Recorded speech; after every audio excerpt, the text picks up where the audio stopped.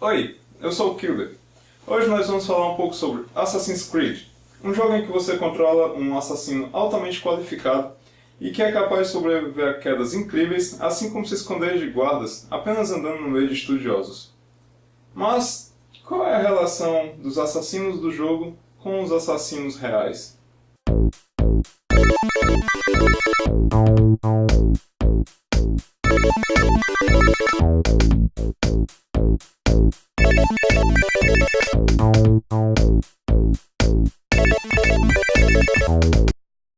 O jogo segue a história de Altair, que por sua vez pertence à Ordem dos Assassinos.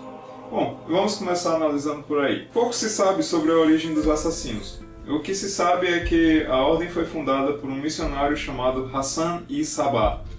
Esse missionário tomou conta do castelo em Alamut em 1090. Foi nesse castelo que a Ordem começou a crescer, e ele servia não só como proteção, mas também como local de recrutamento e treinamento de novos seguidores. A Ordem seguia estritamente um sistema hierárquico, e abaixo de Sabah havia os grandes propagandistas, seguido dos propagandistas, depois os Rafiks e por último os Fidai. E é nessa classe que o nosso herói ou anti-herói Altair se enquadra. Estes eram os responsáveis por fazer o trabalho sujo. Normalmente eram jovens e altamente capazes, tanto física quanto mentalmente, pois eles tinham que aprender sobre a cultura de sua vítima, assim como seu idioma, já que eles se infiltravam nos círculos sociais e internos de suas vítimas.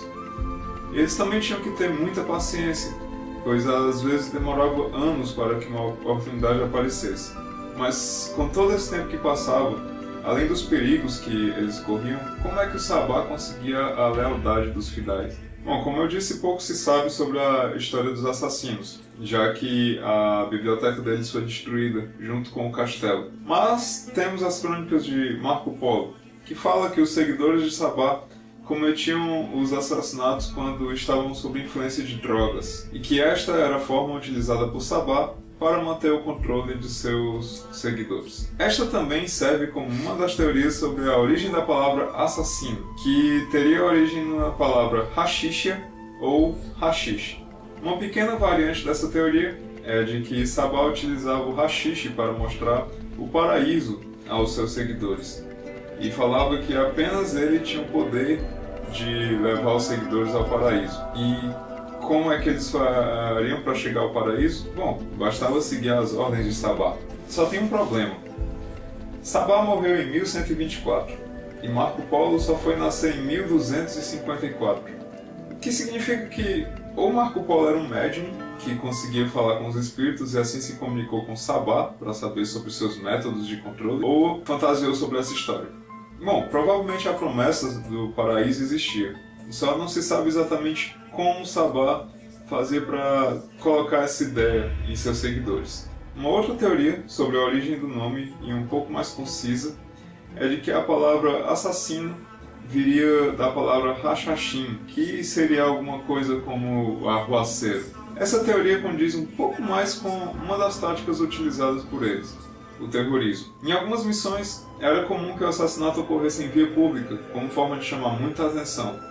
E normalmente nessas missões, o próprio assassino iria morrer pela ação dos guardas. Mas tudo isso era planejado, pois a morte do assassino iria significar muito mais do que a morte daquele alvo.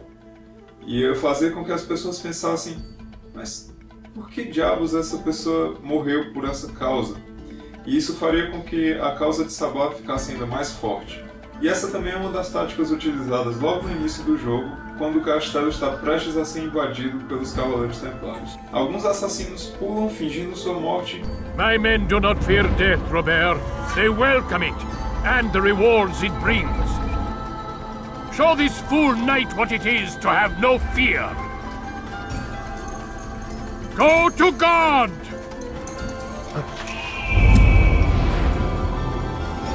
Então, na próxima vez que você atacar seu alvo durante o jogo e os guardas começarem a te perseguir, fique feliz! Você está realizando uma das táticas utilizadas pelos assassinos antigos. Ainda mais se você morrer durante essa perseguição.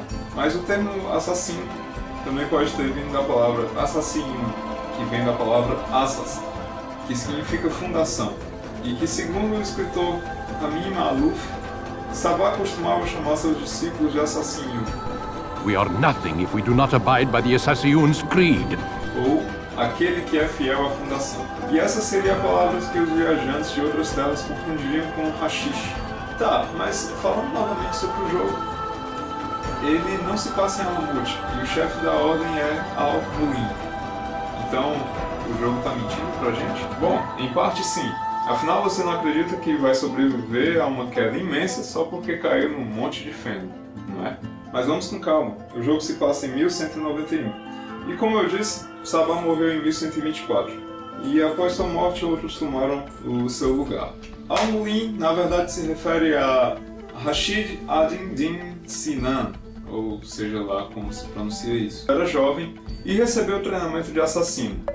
Aproximadamente em 1162, ele foi enviado à Síria, onde estabeleceu o forte em Masyaf.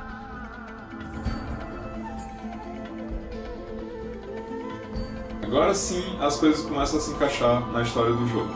Mas, ainda assim, os desenvolvedores tomaram certas liberdades. E a história desse jogo tem mais buracos que um queijo suíço, se nós formos comparar com a história real. Como o assassinato de Robert de Sable, que no jogo ocorre em 1191, mas que na vida real ele foi morrer em 1193. E nem se sabe exatamente como.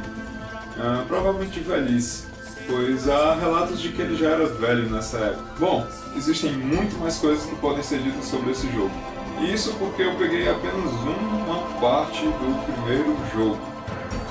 Imagina se nós fôssemos pegar a série inteira. Coisas como a possibilidade da memória passar através do DNA para seus descendentes, ou mesmo a história dos Cavaleiros Templários ou da Terceira Cruzada.